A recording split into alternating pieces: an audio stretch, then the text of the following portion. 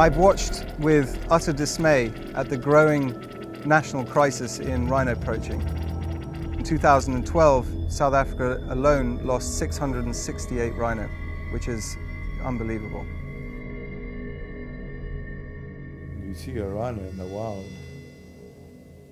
you're looking at a living relic of the dinosaur age, and we have a great responsibility to them.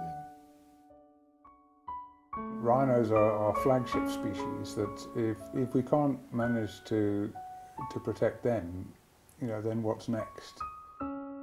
South Africa has got 83% of Africa's rhinos. There are more white rhino on private land in South Africa, slightly more than the whole of the rest of Africa.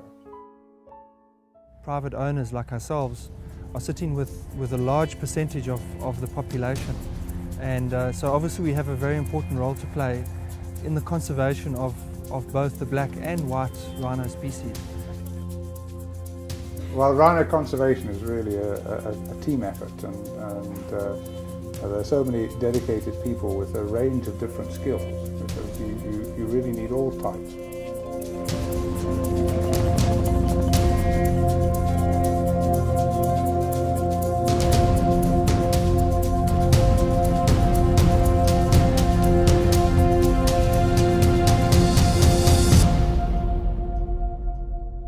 In light of the current situation down in South Africa with all the rhino poaching, I think we are all aware that there is a serious situation happening. So, and beyond, along with Motor Right and Rhino Force, we felt that it was a great opportunity to relocate 6 rhinos to the Delta, to try and give these rhinos an opportunity of survival.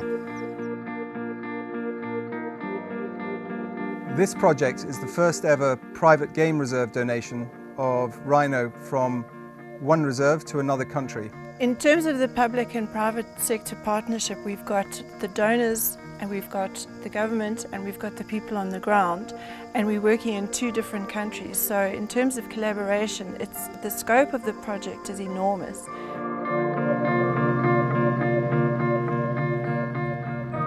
It's not easy getting into these areas, especially for large trucks. Doesn't look like much now, but literally in the flood season you can't see any of this. It's totally under. We're bringing this road in so that the trucks, when they do come in with the rhino, don't get bogged down and stuck and cause unnecessary stress for the rhino.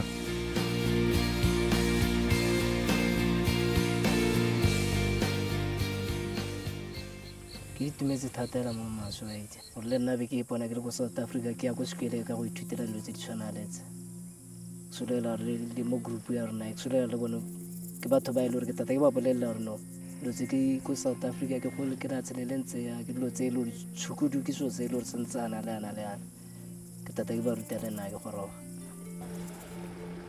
I'm a guide in and beyond. I'm one of the people who've been selected to go for training in South Africa, doing the rhino tracking. So I'll be walking guests, I'll be leading them as a guide. So that will be another good experience for me, to see the animal on foot and be able to take the guest as well with me. I'll be the first guy to go for that training. We've been working on all the permits, which involves veterinary permits, CITES permits, tax clearance from the government, permission from the Department of Wildlife and National Parks. So it really has been Rhino Without Borders.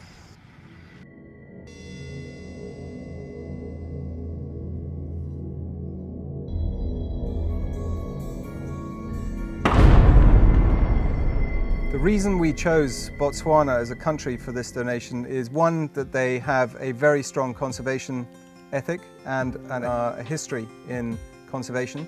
And secondly, and more importantly, is they have a very strong security system that will preserve and guarantee the safety of the animals that we've decided to translocate.